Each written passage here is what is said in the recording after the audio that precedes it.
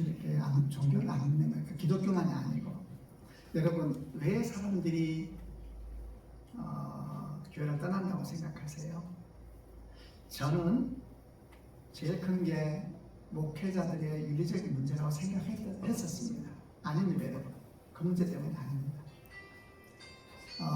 이 자료를 보면 최소한 1997년도 지금부터 27년 전에 무종교인이 종교를 믿지 않는 이유에 대한 조사를 보니까 종교에 대한 불신과 실망이라고 되어 있는 이 초록색, 중간에 파란색, 그게 97년도 23%였습니다. 2021년도 19%로 떨어졌습니다. 근데 엄청나게 변한 것은 붉은색, 그렇죠. 붉은색이 뭐냐? 관심이 없어서.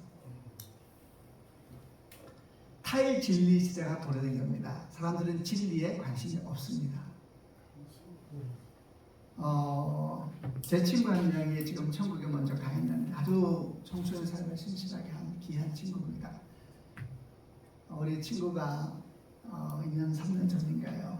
연말 모임을 하는데 다세연이라고 하는 아주 본이 되는 청소년 선교단체를 하고 있는 친구인데, 그 친구가 코로나 때 갑자기 떠났는데 그 직전에 있었던 연말 모임이었던 것 같습니다. 연말 모임을 하는데 그 모임은 사실 오늘 저녁도 그 모임이 있어서 제가 끝나자마자 가야 되는데, 그 모임을 하는데 아주 괜찮은 좋은 목사입니다. 담대합니다.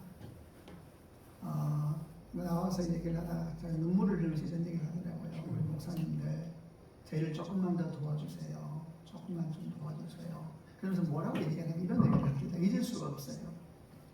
청소년사가 굉장히 오래된 친구인데 옛날에는 국민학교나 중학교에 가서 복음을 전하자 애들한테, 얘들아 교회 나와, 얘들아 예수 믿어야 돼, 이렇게 말하면 애들이 어떻게 반응했냐면 이렇게 반응했더라고. 웃으면서 아저씨 진짜 하나님 있어요? 아저씨 하나님 봤어요? 막 웃으면서 이렇게 장난쳐줘요. 그러면 그게 이야기의 시작이어야 돼요. 봤지? 이러면서 대화가 시작되는 거예요. 근데 어느 순간 정말 누가 가르쳤는지 갑자기 말이 바뀌기 시작하더래요. 그리고 그 말 때문에 이제 그 친구가 울었어요. 뭐라고 하느냐면, 얘들아 교회 가자, 예수 믿자. 그러니까 어느 날 애들이 뭐라고 바뀌냐면, 아저씨 하나님이 있든 없든 우리 관계 없어요. 있어도 상관없고 없어도 상관없어요. 그렇게 말이 바뀌더라는 거예요. 하나님이 있든 없든 상관없는 세대, 진리에 관심이 없습니다. 무엇이 옳은가에 대해서 사람들은 관심이 없습니다. 요즘에 제일 많이 우리가 있는 것은 그저 자기가 좋아하는 것, 자기가 의미 있는 것. 교회 사역도 지금 다 바뀌고 있거든요. 옛날 같지가 않죠. 청년들도 다 똑같습니다. 그들의 생각에 의미 있는 일에 헌신하지, 교회가 던지는 의미 있는 일에 한꺼번에 잘 헌신하지 않거든요. 생각이 다 바뀌었어요.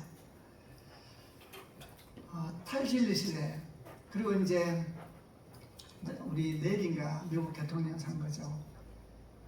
뭐 우리나라도 마찬가지로 진영 논리, 어느 진영이냐는 저는 정말 개인적으로 저 개인적인 마음에 있겠죠. 그러나 저는 교회에서는 절대 그 얘기 안 합니다. 우리나라 교회는 종교를 정치를 말하는 순간 정말 예수 삼켜버립니다. 없습니다. 무조건 저희는 안 하는데, 어느 분이 그런 책을 썼어요. 그 책 제목이 정확하게는 개소리의 시대인가 이렇게 하면 제목이 정확하냐? 그게 뭔 말이냐면, 옛날에는 진짜냐 거짓말이냐에 관심이 있었어요. 근데 지금은 관심 없어요. 개소리가 뭐냐면 진짜냐 거짓냐 문제가 아니에요. 말 그대로 말도 안 되는 소리인데 그게 시대를 이끌어가는 소리가 너무 많거든요. 미국에 지금 트럼프 같은 사람이, 예를 들어 우리가 외국인으로서 들어도 어떻게 이런 사람이 이런 생각 들잖아요. 근데 그게 미국 국민의 반을 끌고 가고 있잖아요. 그러니까 시대가 완전히 바뀌어버렸습니다. 단순히 윤리적인 문제만이 아니라, 윤리적인 문제는 사실 가장 기본적인 것이죠. 그래서 예를 들면 저희가 이제 우리나라에 기독교, 불교, 뭐 천주교 이렇게 이제 세 개의 종교가 있다 그러면, 종교적으로 교인들이 많이 제일 감수하는 것은 불교가 제일 빨리 감수하고 있습니다. 그리고 캐톨릭도 감수하고 있습니다. 그래서 특별히 성직자들의 감수 속도는 불교가 제일 빠르고요. 그 다음에 수녀인들이 빠르고 신부님이 빠르고 그 다음에 목사입니다. 그러니까 전체적으로 종교적인 성향이 떨어지고 있는 거, 전 세계적으로. 이제 그것이 바로 탈진리 시대가 왔다. 사람들은 더 이상 진리에 관심이 없다. 그게 여러분도 목회하면서 느낄지 몰라도 저는 제가 나이를 말씀드렸잖아요. 제가 담임 목사를 한 15년 해보니까 결국 성도들은 담임 목사 나이하고 비슷하게 좀 가지는 것 같아요. 그래서 저는 저희가 해야 될 목회 대상이 있고 여러분이 해야 될 대상이 있고 우리 후배들이 해야 될 대상이 있는 것 같이 느껴집니다. 물론 교회가 크다 보면 거기 막 청년부도 있고 다음 수도 있습니다만은 그러나 언어가 완전히 바뀌었습니다. 옛날에는 나이 많은 담임 목사님 애들에게 설교됐습니다. 지금 하면 진짜 말 안 통합니다. 그냥 삶의 자리가 완전히 다릅니다. 진짜 다릅니다. 구원에 대한 얘기는 할 수 있었지만 삶에 대한 얘기 절대 하면 안 됩니다. 정말 그거는 잔소리가 되고 완전히 바뀌어버렸거든요. 그러니까 이제 우리들이 지금 목회하고 있는 예를 들면 제가 아까 저는 이제 한 10년 남았잖아요. 저는 아무런 문제 없이 갈 거예요. 그러나 우리 다음 세대는 도대체 무슨 세대가 오고 있고 그들이 맞을 교회는 어떤 교회일까 생각하면 이제 이런 모든 것들 때문에 고민을 많이 하게 됩니다. 예. 목회 현장이 변해야 되는 얘기를 좀 해보겠습니다. 너무 많은 이야기죠. 이미 세상은 농경사회, 산업사회, 정보사회를 넘어 모바일, 이 말은 너무 옛날 이야기입니다. 그래도 얘기를 좀 해보려고 합니다. 왜 얘기를 하려고 하냐면 지금도 이제 목회자들은 저를 포함해서 목회자들은 굉장히 시대에 뒤떨어져 있는 건 사실인 것 같습니다. 따라가지 못해요. 너무 변화가 빨라가지고. 그런데 변화가 빨라서 못 따라가는 것이 어려움이 아니라 그 사실 자체를 모르고 있다는 것이 사실 더 위험한 일이죠. 정보화 사회를 넘어서 모바일 사회로 진행됐다. 그래서 실제로 정보화 사회와 모바일 사회는 전통적인 시공간의 개념을 통째로 바꿔버렸습니다. 제가 이전에 있던 교회가 이제 한국에 좀 굉장히 큰 교회 중에 하나였는데 제가 거기서 사무국장을 좀 했었습니다. 그러면 그 교회 매일 집회가 매일 예배가 있었습니다. 손꼽히는 대형 교회였는데 매일 이제 뭐 정말 매일매일 집회가 예배당에서 있었고 예배당에 비어있는 공간이 없을 정도로 했고 그때 당시 성도가 한 5만 명 됐었나요? 근데 지금도 훨씬 많아졌죠. 그런 교회인데 그때 제가 어떤 고민을 했었냐면은 평소에 평일날 오는 사람이 물론 이제 그거는 적지 않으니까 평일날 적게 오면 500명, 1000명 이렇게 모임을 해요. 그게 절대 많지 않았습니다. 그 교회 규모에 비하면은. 그래서 그때 제가 이제 목회를 하고 또 사무국장을 하면서 그런 상황을 보면서 왜 이렇게 주중 예배가 이렇게 잘 안 될까? 이제 물론 계속 말합니다만은 그 교회는 워낙 큰 교회이기 때문에 모임하면 1000명은 막 기본적으로 와요. 그러나 3만 명, 5만 명 교회에서 1000명이 뭐가 많습니까? 참고로 그 교회는 교회 성격이 막 한다고 사람을 막 그래도 오게 하고 막 이렇게 하는 교회도 아니에요. 오는 사람들이 오는 교회니까. 근데 어쨌든 평일 모임이 왜 사람들이 꽉꽉 안 찰까 본다면 주일날은 막 1부, 2부, 3부, 4부, 5부 영상 다 트는데 새벽 기도도 언제부터인가 많이 안 나오고 그래서 이제 그때 생각했어요. 왜 이렇게 사람들이 평일 모임이 잘 안 될까? 그러면서 그때 이제 목사님들에게 얘기 나누면 결론적인 했던 말이 뭐였냐면은 사람들의 종교성이 이전 같지 않다 이런 말을 했습니다. 성도들의 신앙이 옛날 같지 않다. 자, 옛날에 우리들은 참 하나님과 충성되게 살아왔는데 지금은 매우 세속적이 되고 종교적이 또는 신앙이 옛날 같지 않다 이런 얘기를 했었어요. 근데 이 말이 진짜 무책임한 말입니다. 이 말은 결국 대안이 없단 말이거든요.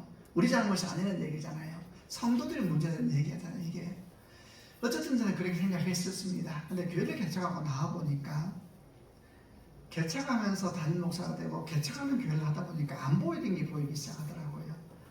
그리고 이제 저희들 나이대가 있으니까 저희가 40대 중반 좀 되기 전에 개척을 했는데 이제 만나는 사람이 30대, 40대 주고 이제 그 계층이 저희 이제 목회 대상이 되다 보니까 그들의 삶을 알게 됐어요. 그리고 주중 모임에 못 나오는 게 정상이라는 사실을 알게 됐어요. 우선 교회가 지역교회가 없어요. 이제는 오래된 교회 외에는. 젊은 사람은 서울에 못 살아요. 집이 너무 비싸기 때문에. 그래서 사는 집하고 교회하고 직장이 다 떨어져 있어요. 옛날에는 농경사회라는 산 마을 안에 교회가 있으면 정말 다 연결되어 있었는데 지금은 완전 특별히 젊은 애들은 서울 자체에 전세가 월세가 얻을 수가 없어요. 그래서 다 서울 바깥에 많이 살고 다 싼 데로 가 있거든요. 그리고 또 그저 좀 똑똑한 애들은 직장은 또 서울 중심으로 들어오고 아침 출근할 때 40-50분이면 짧은 겁니다 요즘에. 그리고 그거 끝나고 난 다음에 교회를 갈 수 있느냐, 그것도 다 1시간 걸리는데 문자로 오면 주차장이 없어요. 어지간한 교회는. 그러니까 주중 모임 말씀은 환경이 안 돼. 게다가 이제 코로나 전부터 이미 모바일 사인이 시작됐었는데 근무 시간대가 굉장히 많이 바뀌어 버렸어요. 오늘 저희 딸은 지금 재택근무하고 아직 재택근무 좀 있긴 하고 저희 딸은 IT이기 때문에 좀 그런 것도 있었습니다만 코로나 시작되면 그 직후로 굉장히 많이 바람이 분 게 근무 시간이 학교 방학도 지금 막 굉장히 그래서 우리가 여름 수련회 할 때도 이제는 날짜 잘 잡아야 돼요. 어느 학교는 방학인데 어느 학교는 방학이 아니고 아시죠? 연말 저희가 연말 연초 되면 특사를 하는데요. 12월 말에 특사를 잘 못해요. 크리스마스 지나도 특사를 못하는 게 크리스마스 지나도 수업이 안 끝나요. 중고등학생들이. 학교마다 다 시간대가 시공간의 개념이 바뀌어 버렸더라고요. 아까 말한 것처럼 대부분 성도들은 새벽기도 왔다가 직장을 못 가요.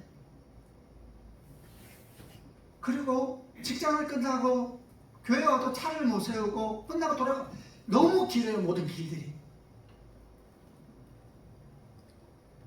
그래서 어느 날 보니까 새벽기도도 어떻게 바뀌었냐면 새벽기 똑같은 상황이에요. 올 수가 없어요. 그래서 새벽기도 오는 사람이 누구냐? 보통 이렇게 생각해요. 둘 중에 하나예요. 뭔 일이 있든지 교회 옆에 집이 있든지. 그 외에는 새벽기도를 거의 못 와요. 공간도 이래요.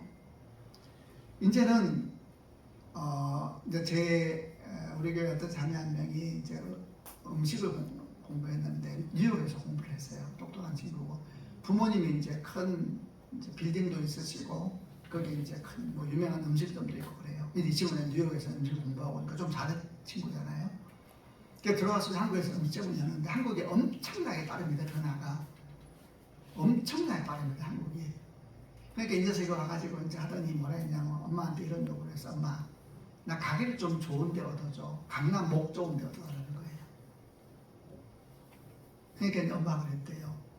강남 목동도 엄청 비쌉니다. 망하면 진짜 뭐 몇 억 정도가 날라가는 게 아니거든요. 그래서 엄마가 이제 돈 없다. 그리고 무슨 목 좋은 데를 하나. 그러니까 내가 그 얘기를 듣고 그 친구한테 뭐라 했냐면 야 목은 만드는 것이지 요새 목 찾아서 장사하는 사람이 어디 있냐. 목은 만드는 겁니다. 요새 젊은이들 음식점 갈 때 전부 인터넷 검색하고 갑니다. 그리고 좋으면 찾아갑니다. 주차장 없어도 다 갑니다. 좋은 목은 옛날에 교회 세울 때 표현을 다 목 찾았잖아요. 목 좋은 데는 엄청 비쌉니다. 이제는 전부 검색하고 갑니다.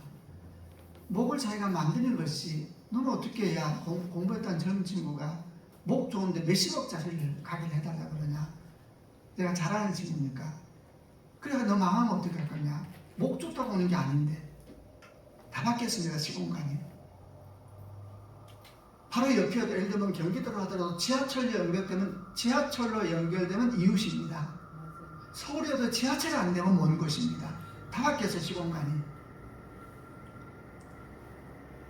근데 기존 교회는 계속해서 옛날 그 모습을 그대로 새벽기도 수요일에 그걸 계속 하는데 미안하지만 올 수가 없어요. 젊은 사람들. 어떤 것이 옳다라는 것이 아니라 사회가 너무 빨리 변하고 있구나.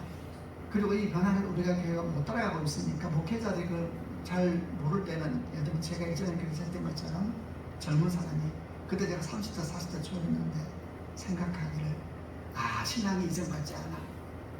세속화됐어. 저는 그렇게 생각하지 않습니다.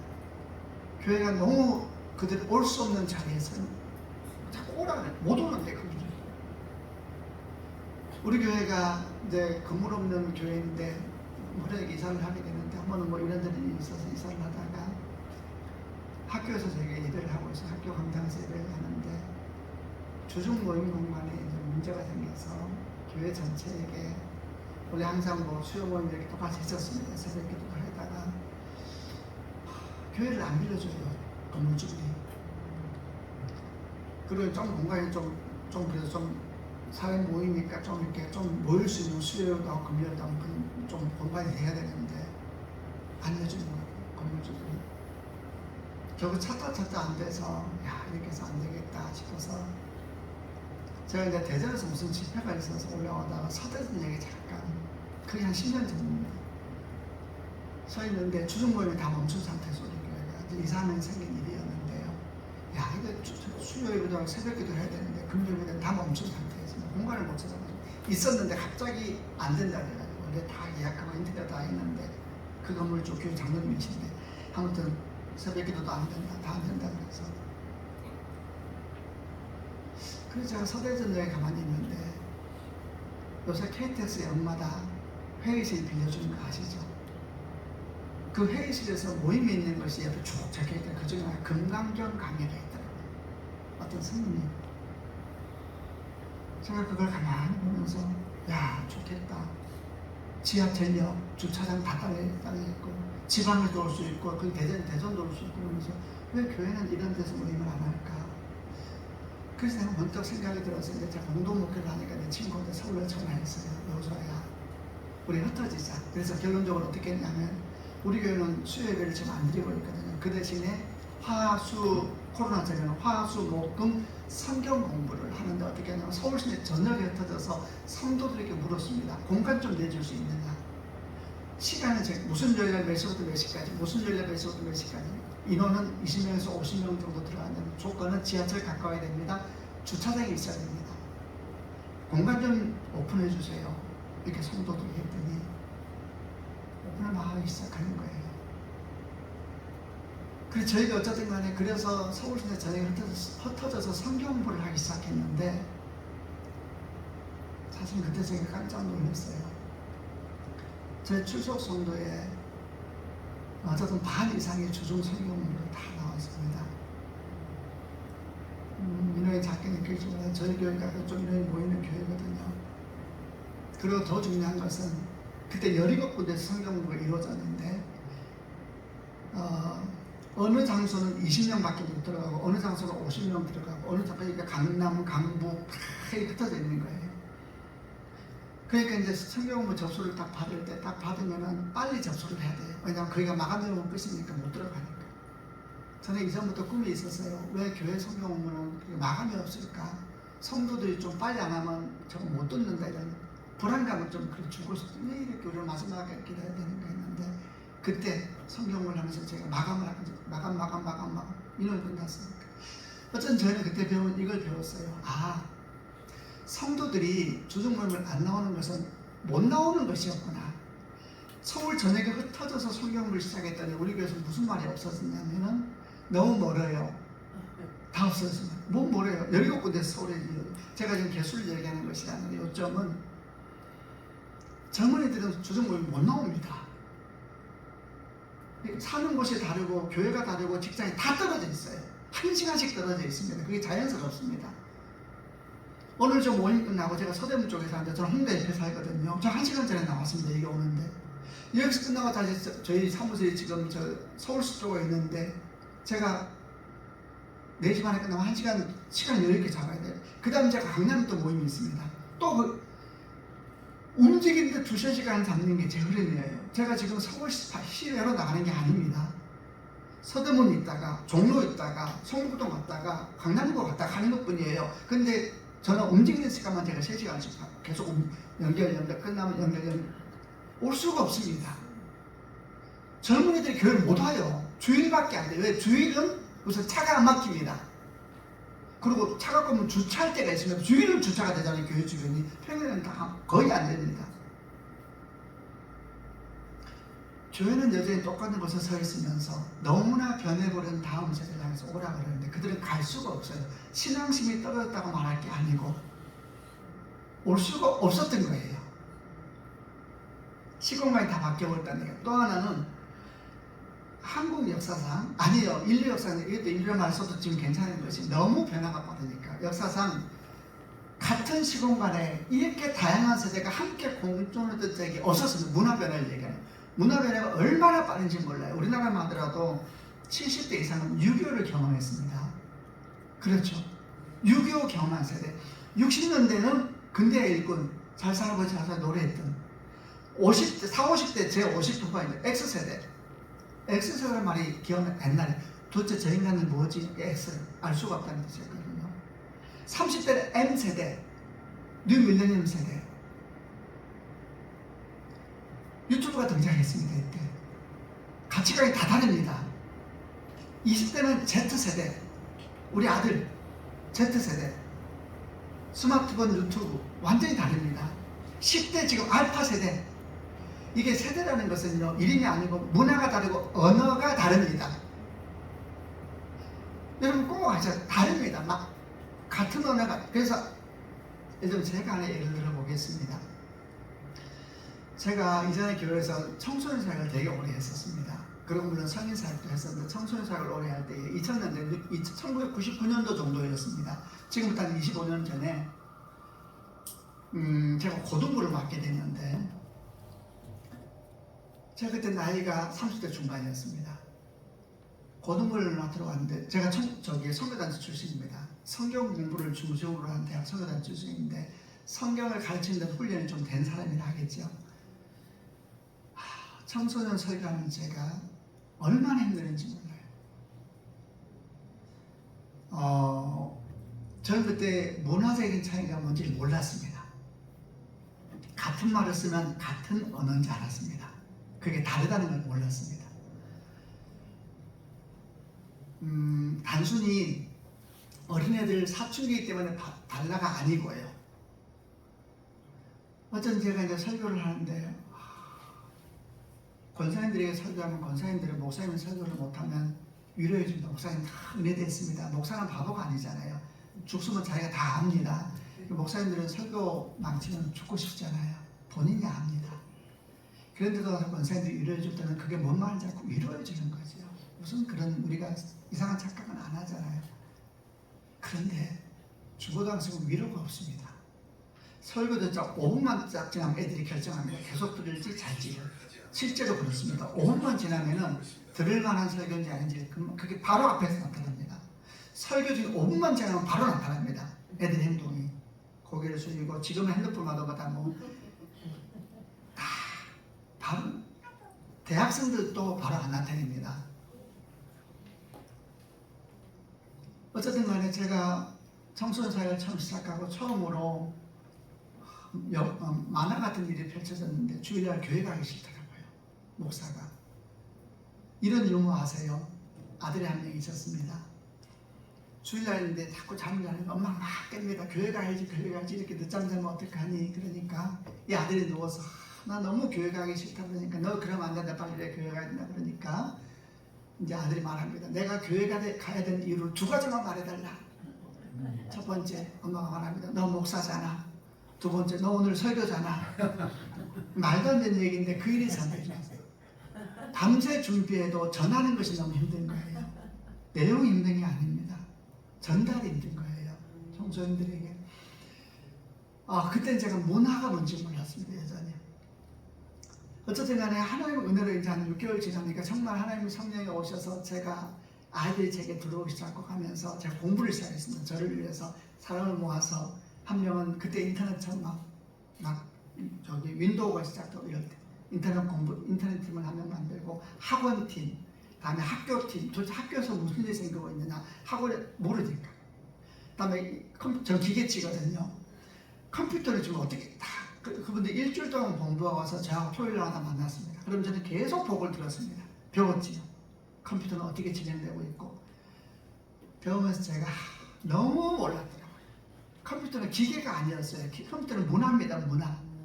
완전 기억도. 여러분 원래 옛날 컴퓨터는 도스였습니다. 도스가 아세요? 혹시? 도스는 뭐냐면 한 번에 한 가지 일 처리하는 거. 그게 80년대 컴퓨터, 90년대 컴퓨터입니다. 도스 체제라 그냥 그때는 컴퓨터가 한 가지 일 하나씩 하는 거예요. 줄 서시오 줄 그거 있잖아요. 하나씩. 근데 갑자기 윈도우가 그냥 창이 뜹니다. 그냥 잘 모르셔도 그냥 계시면 돼요.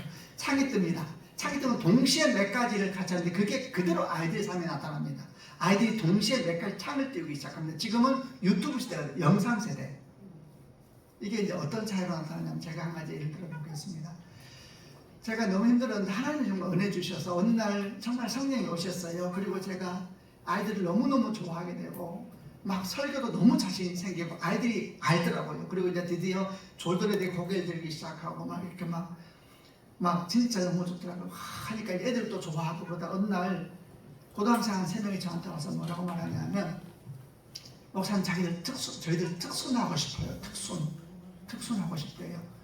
그래서 그래 언제 할래? 다음 주에 저희 특순 시켜주세요. 뭐 하고 싶니? 찬양하고 싶은데 찬양을 랩으로 하고 싶대. 랩 아시죠? 지금 우리 대화되고 있나요?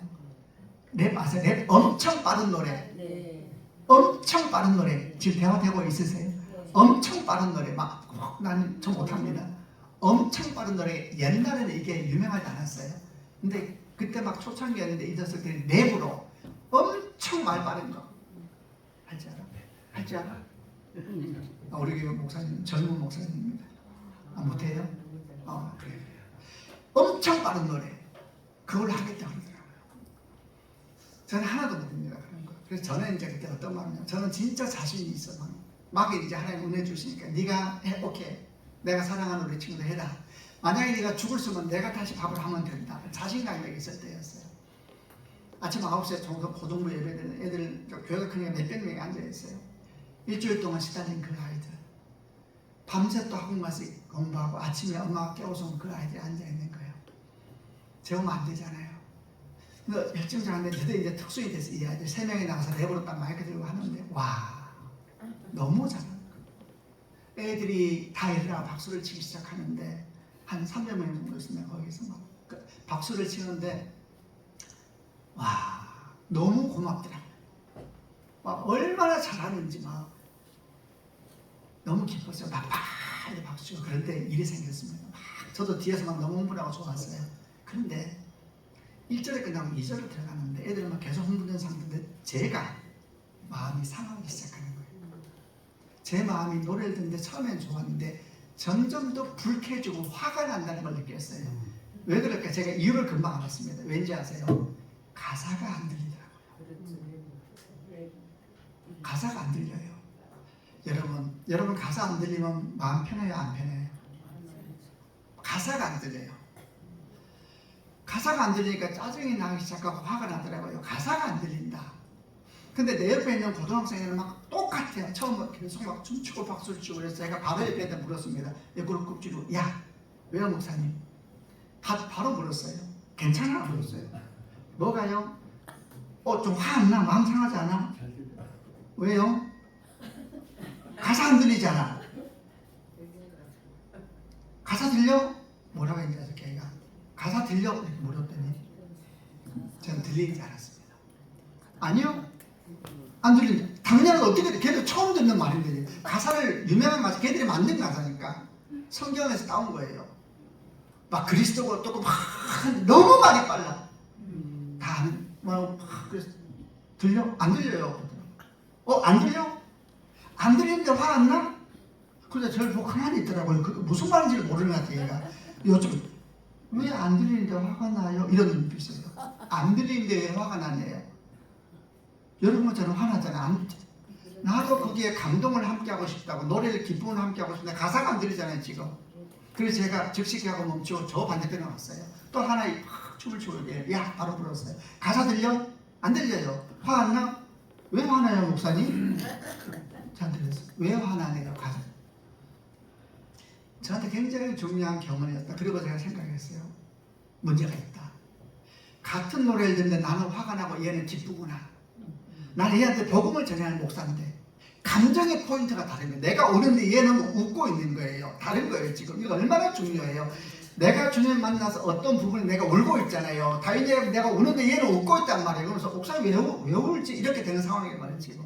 같은 얘기를 듣는데 나는 화가 나고 얘는 춤을 추고 있는 이 기가 막힌 현실에서 내가 복음 전하고 서 있는 목사인 거예요. 내가 걔들 복음을 전해야 되는데 감정 포인트가 달랐던 거예요. 저는 그날 설교를 나와서 뭘 했는지 하나도 기억 안 나요. 한 가지 생각밖에 없었어요. 무슨 일이 일어나고 있는 걸까? 왜 다르지? 똑같이 못 듣는데.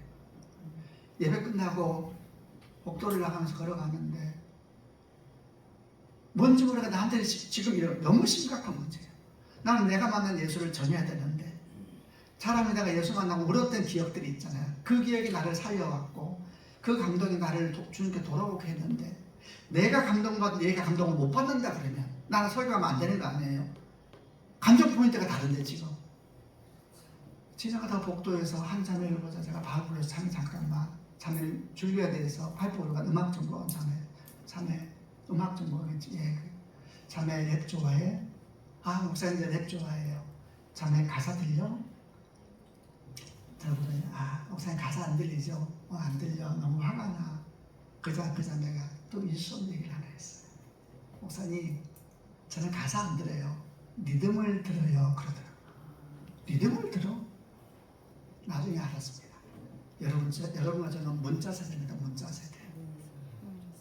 그들은 문자 세대 엄청나게 다른 겁니다. 예를 들어 이렇습니다.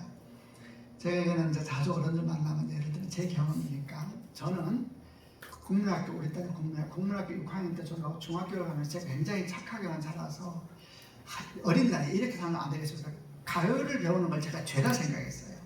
근데 제가 중학교 들어가서 가요를 배워야겠다. 내가 세상을 너무 모른다. 그래서 가사를 적고 가요를 외우기 시작했습니다. 첫 노래. 그 첫 노래가 갈대의 순종이었습니다.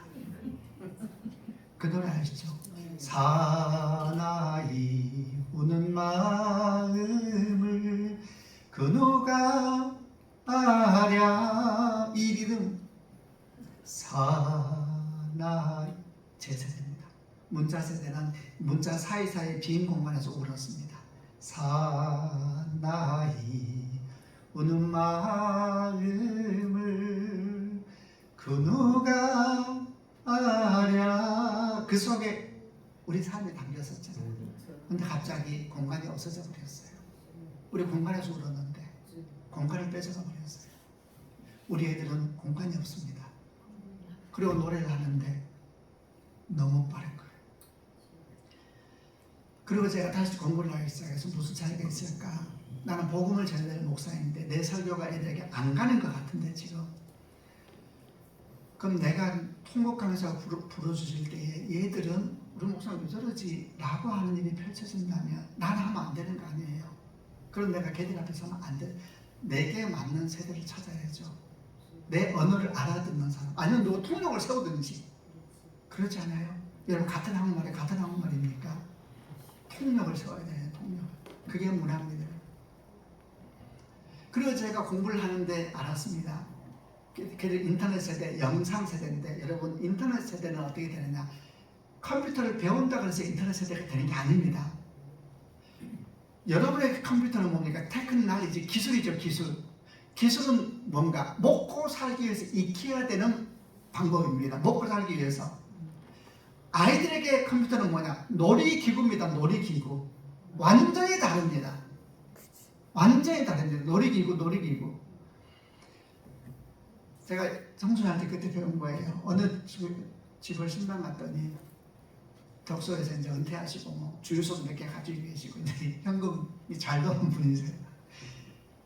집을 크게 했어요. 손자손하고 마음껏 놀라. 그리고 그때 컴퓨터가 막 나오기 시작할 때 큰 컴퓨터 데스크탑 노트북은 없을 때 거실에 딱 하나 설치해놨더라고요. 집사님 컴퓨터 뭐예요? 최고 좋은 거 샀대요. 다 덮어놨더라고요. 왜 덮어놓지 컴퓨터를? 쓰려고 한 게 아니고 비싼 거니까 좋은 걸 집에 갖다 놓으면 그게 또 돈이 있다는 표시잖아요. 그래서 잘 관리하는 거예요. 안 쓰면서 먼지 털고 고급 가구 갖다 놨듯이. 옛날에 비쌌어요. 비싼 것들. 그런데 그 비싼 컴퓨터를 마음껏 쓰는 애가 한 명 있습니다. 손자. 어린 손자가 와서 보니까 그때 모습이에요. 그러니까 딱 켜니까 불이 켜지는데 막 뭐가 왔다 갔다 하는 게 너무 재밌는 거예요. 배운 게 눌러대는 거예요. 누를 때마다 바뀌어요. 화면이. 재밌겠어 안 있겠어요? 놀이기구가 이런 놀이기구가 없는 거예요. 누르니까 막 소리가 나오고. 근데 얘가 그러면 스스로 배우기 시작합니다. 제가 아는 목사 아들은 자기가 게임을 안 가르쳐 줬습니다. 재미있으면 자기들이 합니다. 놀이기구입니다. 우리 여러분은 바둑장기 혹시 하시는지 모르겠어요. 저는 못합니다. 바둑장기 어른들은 인생에 좀 쉬고 싶죠. 바둑장기 하면 쉬었죠. 애들은 게임하면서 쉽니다. 이해해야 돼요. 근데 어른들은 게임하면은 옛날에 지금은 그런 사람 없어요. 게임이 이제 직업이 됐으니까.